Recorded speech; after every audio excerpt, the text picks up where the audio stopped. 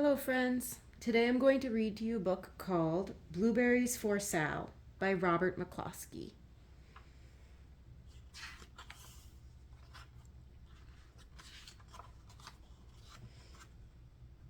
Here's the first page. It's actually just a picture. Oh, here's my kitty cat walking by. You can walk there. What do you think they're doing in this picture? It looks like two people in the kitchen making something. I see, Mocha's in this one.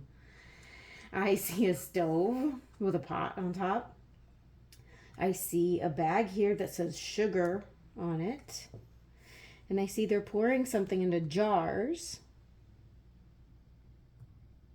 And this is called canning. When you put some fruits or vegetables into jars and then you put these tops on it, but you put them on in a certain way so that they stay sealed, so that the fruits and vegetables stay fresh. That's what canning is. We're going to learn a little bit about canning in this book. Blueberries for Sal.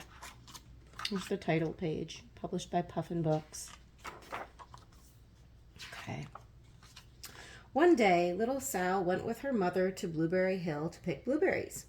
Little Sal brought along her small tin pail, and her mother brought her large tin pail to put berries in.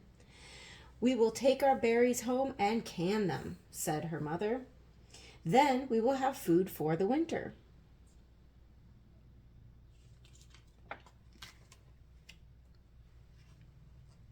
Little Sal picked 3 berries and dropped them in her little tin pail. Kaplink, kaplank, kaplunk. She picked 3 more berries and ate them. Then she picked more berries and dropped 1 in the pail. Kaplunk. The rest she ate. Then little Sal ate all 4 blueberries out of her pail. The pail is empty now. Her mother walked slowly through the bushes, picking blueberries as she went and putting them in her pail. Little Sal struggled along behind, picking blueberries and eating every single one. Little Sal hurried ahead and dropped a blueberry in her mother's pail. It didn't sound kaplink because the bottom of the pail was already covered with berries. She reached down inside to get her berry back. Though she really didn't mean to, she pulled out a large handful because there were so many blueberries right up close to the one she had put in. Her mother stopped picking and said, "Now, Sal, you run along and pick your own berries. Mother wants to take her berries home and can them for next winter."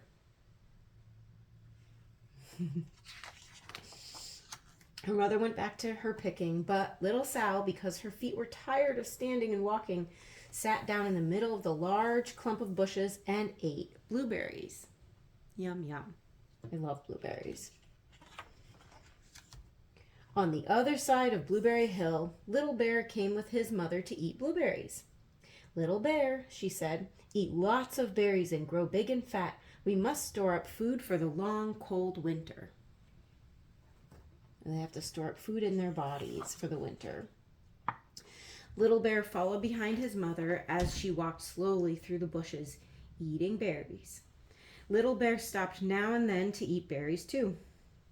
Then he had to hustle along to catch up. He had to hurry and go faster.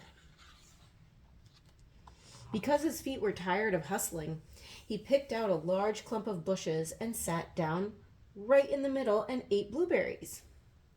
Kind of like Sal did. Over the other side of the hill, little Sal ate all the berries she could reach from where she was sitting.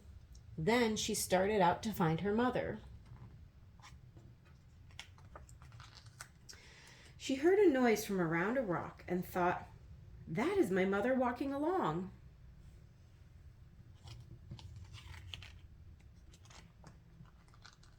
But it was a mother crow and her children, and they stopped eating berries and flew away, saying, "Caw, caw, caw." Then she heard another noise in the bushes and thought, "That is surely my mother, and I will go that way." but it was Little Bear's mother instead. She was tramping along eating berries and thinking about storing up food for the winter.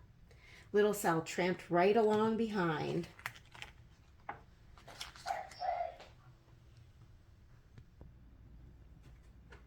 By this time, Little Bear had eaten all the berries he could reach without moving from his clump of bushes. Then he hustled off to catch up with his mother.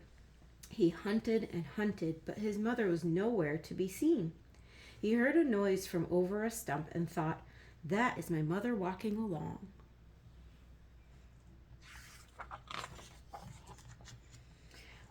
But it was a mother partridge and her children. They stopped eating berries and hurried away. Then he heard a noise in the bushes and thought, "That is surely my mother. I will hustle that way." But it was Little Sal's mother instead. She was walking along, picking berries and thinking about canning them for next winter. Little Bear hustled right along behind. Little Bear and Little Sal's mother and Little Sal and Little Bear's mother were all mixed up with each other among the blueberries on Blueberry Hill. You can see Little Bear and Little Sal's mother, and you can see Little Sal and Little Bear's mother. Little Bear's mother heard Sal walking along behind and thought it was Little Bear. And she said, "Little Bear, munch, munch, eat all you gulp can possibly hold. Swallow." Little Sal said nothing. She picked 3 berries and dropped them, kaplink, kaplink, kaplunk, in her small tin pail. Little Bear's mother turned around to see what on earth could make a noise like kaplunk. "Garumph," she cried, choking on a mouthful of berries. "This is not my child. Where is Little Bear?" She took one good look and backed away. She was old enough to be shy of people, even a very small person like Little Sal. Then she turned around and walked off very fast to hunt for Little Bear. Little Sal's mother heard Little Bear tramping along behind and thought it was Little Sal. She kept right on picking and thinking about canning blueberries for next winter. Little Bear padded up and peeked into her pail. Of course, he only wanted to taste a few of what was inside, but there were so many, and they were so close together, that he tasted a tremendous mouthful by mistake. That means a really, really big mouthful. "Now, Sal," said Little Sal's mother without turning around, "you run along and pick your own berries. Mother wants to can these for next winter." Little Bear tasted another tremendous mouthful and almost spilled the entire pail of blueberries. Oh.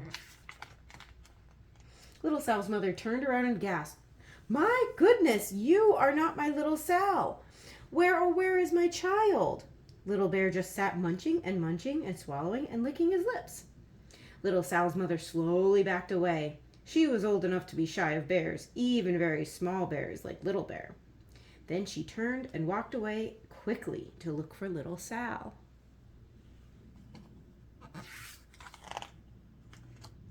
She hadn't gone very far before she heard kaplink, kaplank, kaplunk. She knew just what made that kind of noise. Little Sal putting blueberries into her pail. Little Bear's mother had not hunted very long before she heard a hustling sound that stopped now, and then to munch and swallow. She knew just what made that kind of noise. Little Bear and his mother went home down one side of Blueberry Hill, eating blueberries all the way, and full of food stored up for next winter. And Little Sal and her mother went down the other side of Blueberry Hill, picking berries all the way, and drove home with food to can for next winter. A whole pail of blueberries and 3 more besides.